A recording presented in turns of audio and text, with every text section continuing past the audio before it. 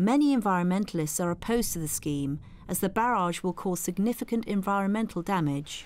The issue here is a very tricky rock and a hard place environmental problem, because the estuary is a site of special ecological merit, and sticking up a big barrage that blocks the inflow and outflow of water, or at least changes those flows, is likely to have effects on marine life, aquatic life, fish, water, wading birds, etc. And valuing those losses is a difficult and not impossible, and economists are very clever about thinking about how to do it, but it is nonetheless difficult in a subjective exercise. So the challenge for us at the moment is to make sure that we don't destroy the environment in our quest to protect it. And it's still a very live issue here as to whether this type of investment is one that the UK should be proceeding with. In terms of the environmental cost, all of the projects that are proposed to generate a large amount of renewable energy from the sea are going to have a big impact on the environment, whatever project one looks at.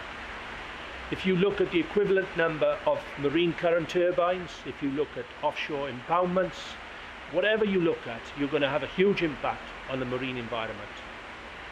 And at least with the barrage, we have looked at the environmental impacts in huge detail, in terms of environmental impact assessment studies and so forth. What we are trading off here is the value of manufactured goods, which require power generation, against what economists call the existence value of the environment, or its value for its own sake. There is a kind of substitution that's assumed that if we have man-made capital, man-made goods, iPods, buildings, etc., these substitute one for the natural environment we've lost. So you can, you might not have nice tigers to look at, but you've got a new city and lots of buildings in it.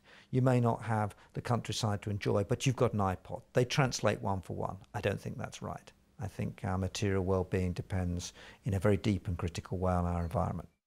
Furthermore, one country cannot protect the natural environment alone. In tackling climate change, the really difficult bit is it's global. And what we do in any particular country only matters in as far as it reduces the emissions in parts per million in the atmosphere, wherever. I think the problem with United Nations forums is that they have to involve 192 countries, approximately 192 countries, and each one of those countries has a right to slow down or veto much of what goes on in those debates. That's probably the wrong way to get an agreement on something as important as this. The Copenhagen Summit of 2009 was viewed by many as a bit of a failure. And certainly there were some real disappointments.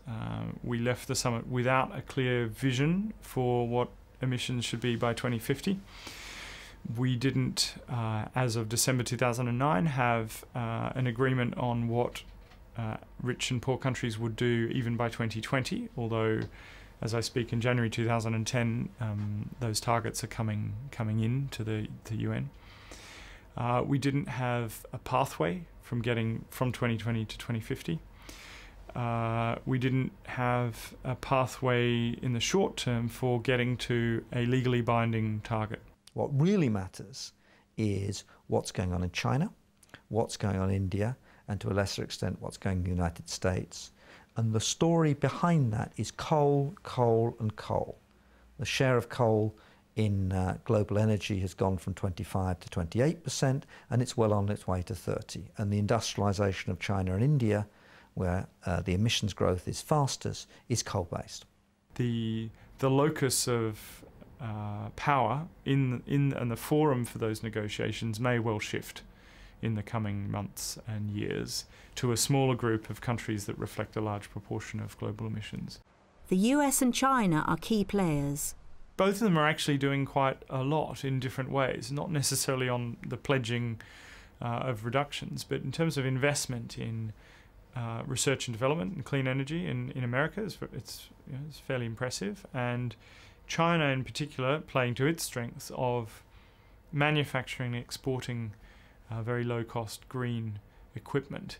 And so recognizing the kind of comparative advantages of the two countries in contributing to solving the problem, I think is important, and that recognition has begun to be there.